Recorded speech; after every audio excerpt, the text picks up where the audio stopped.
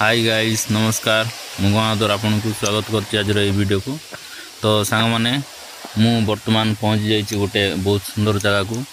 तो आपण माने लास्ट पर्यंत ये वीडियो को देखंतु से संपूर्ण विजुअल आपन को देखैबी एवं ए जगह रे देखंतु बहुत सुंदर मंदिर टे अछि एवं आमे वर्तमान चलंतु देखिबा तळको तळ गला परे कौन केमती रही यार दृश्य हम जानी परिबा।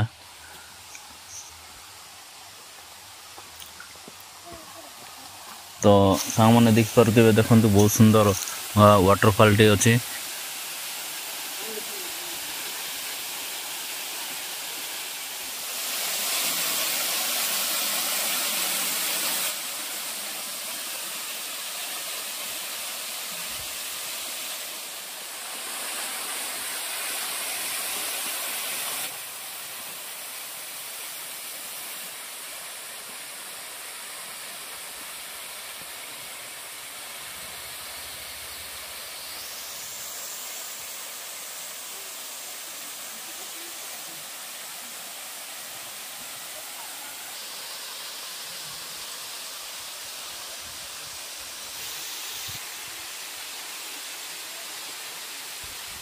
या होची हमरो कटरीगुड़ा वाटरफॉल कहती आउ एटा हमरो कोरापुट जिल्ला रे अवस्थित अछि।